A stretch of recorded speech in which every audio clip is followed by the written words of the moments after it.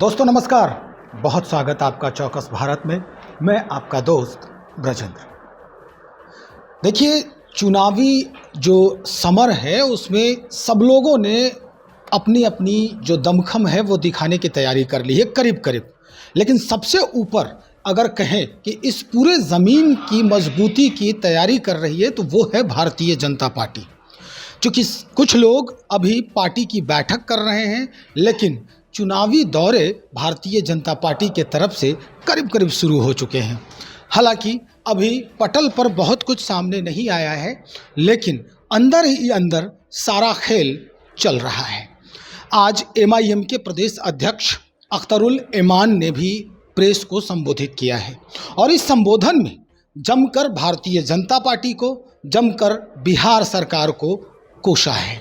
दरअसल हिंदू राष्ट्र की बात करते हुए जिस तरह से भारतीय जनता पार्टी के ऊपर प्रश्न चिन्ह उठाया गया है कि ये हिंदू राष्ट्र के पैरोकार हैं, और कई जगहों पर तो यहाँ तक कहा गया कि कई जगहों पर कई थानों में भगवान और भगवती के मंदिर भी बनाए गए, लेकिन उसमें मस्जिद क्यों नहीं, गुरुद्वारे क्यों नहीं। आज इसी बाबत बात करने के लिए हम पहुंचे हैं भारतीय जनता पार्टी में। हमारे साथ डॉक्टर रामसागर सिंह हैं। इन्हीं से जानकारी लेते हैं कि अगर आपकी भी सरकार थी, इस बाबत आप लोगों ने क्यों नहीं सोचा। जो अख्तरुल इमाम साहब बोल रहे हैं तो ये सवाल कांग्रेस से पूछना चाहिए। आज़ादी के बाद से ही थाने में मंदिर बने हैं, तो सवाल उस समय क्यों नहीं उठाए।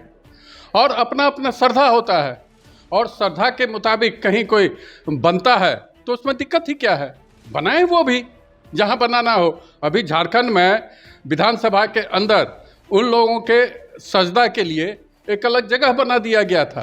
तो बनाया था तो किसने ये किया, वो बनाए।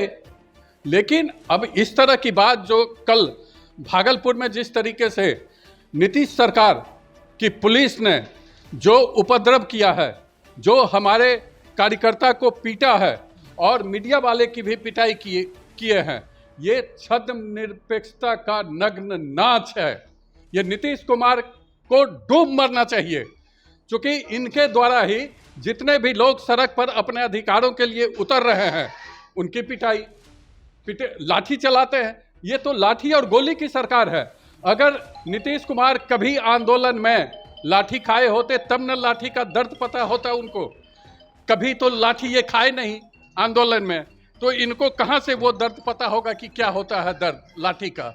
इसलिए उनको और उनकी पुलिस कटिहार में सीधे माथे पर गोली मार रहा है।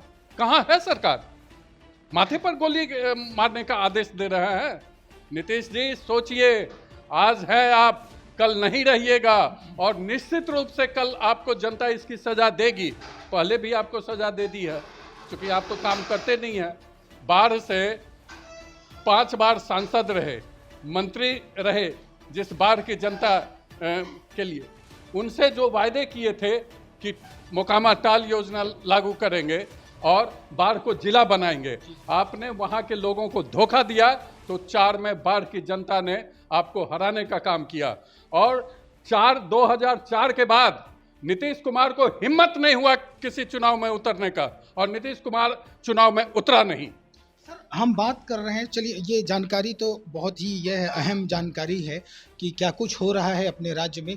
हम बात कर रहे हैं देश के बाबत भी, देश के बाबत इसलिए भी कि आज अख्तरुल इमान ने जिस तरह की बातें की है कि देश के कई हिस्सों में मुसलमानों के साथ ज्यादती हो रही है, मुसलमान मारे जा रहे हैं, ट्रेनों में भी मारे जा रहे हैं, जहां पा रहा है वहां लोग इसको ये कर रहा है। हरियाणा की जो घटना हुई या मुंबई की जो घटना हुई उस पर भी राज्य सरकार को भी घेरा है अख्तरुल इमान ने। कहा है कि बिहार शरीफ की जो दंगाई स्थिति थी उसमें भी नीतीश कुमार का ही ये जिम्मेदारी बनता है। अब ये देखा जा रहा है कि भारतीय जनता पार्टी जब नीतीश कुमार जी के साथ में थी उस वक्त भी अख्तरुल इमाम ने काफ़ी प्रश्न चिन्ह उठाए थे, प्रश्न खड़े किए थे। उस समय भारतीय जनता पार्टी मुसलमानों के लिए क्यों नहीं सोची थी, मुसलमानों के हक में क्यों नहीं सोची। जहाँ तक मुसलमानों के हक का सवाल है, तो भारतीय जनता पार्टी ने जितना मुसलमानों के लिए किया है, आज तक आज़ाद भारत के बाद से किसी ने नहीं किया है। वो तो कह रहे हैं कुछ नहीं किया। कुछ नहीं किए। अरे आप लोग उसको, जो मुस्लिम महिलाएं थी उसको 3 तलाक से निजात दिलाया गया।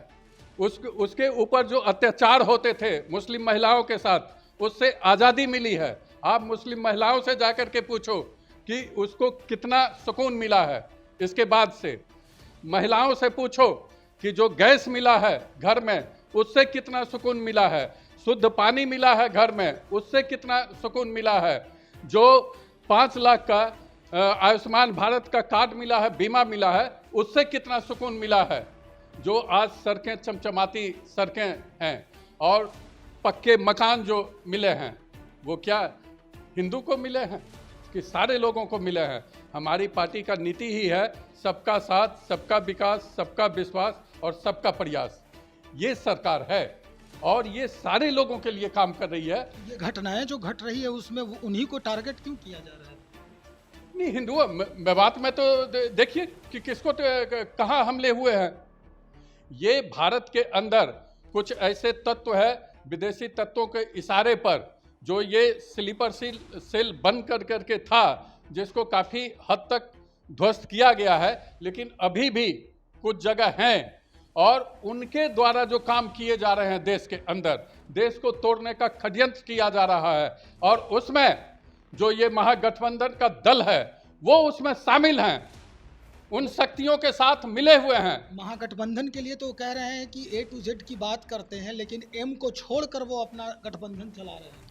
अरे A to Z का बात तेजस्वी जी करते तो राजद सवर्ण विहीन कैबिनेट वाली बात होती।